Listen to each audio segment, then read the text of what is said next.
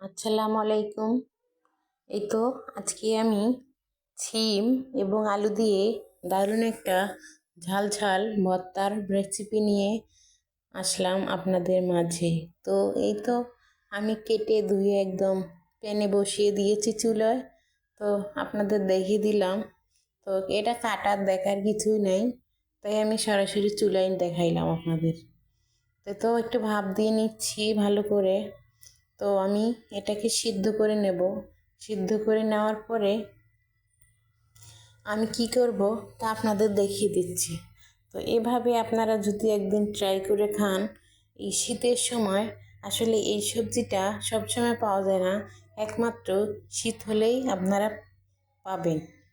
তো আমিও এই শীতের সময় হলে এই সবজিটা এইটা আমি খাবো, একদিন হলেও আমি খাবো, কারণ আমার ভালো লাগে এটা খেতে।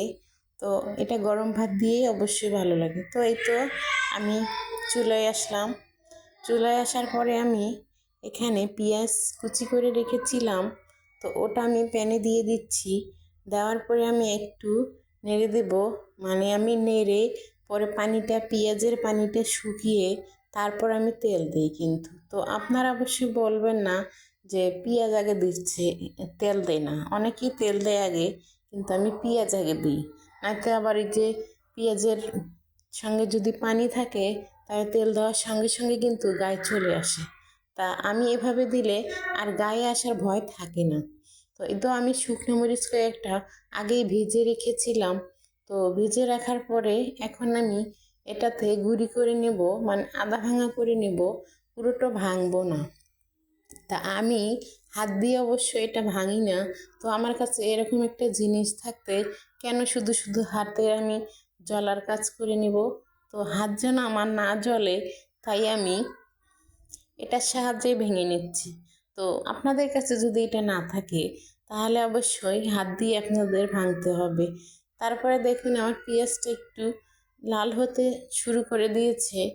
তো এখানে আমি সুন্দর করে পেঁয়াজটা আরেকটু ভাজবো।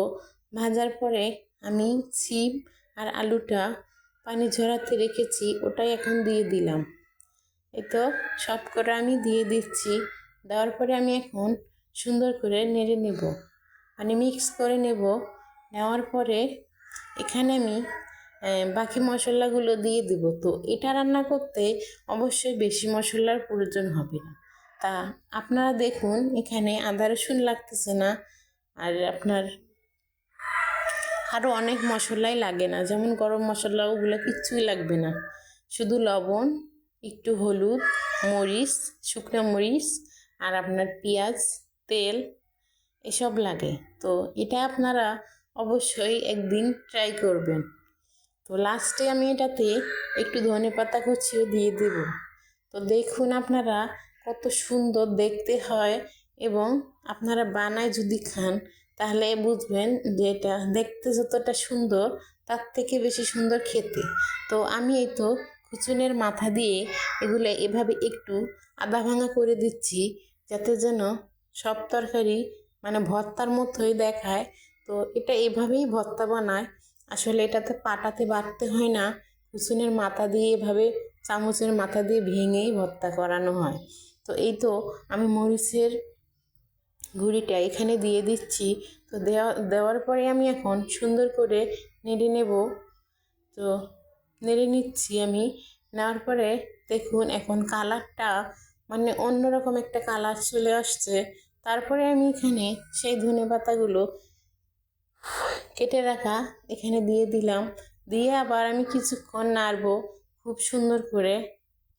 তো এই তো আমি নাড়তে আসছি। নাড়ার পরে দেখুন এই তো ফাইনালেই শেষ হয়ে গেল আমার রান্নাটা। তো এখন আমি নিয়ে নেব বাটিতে।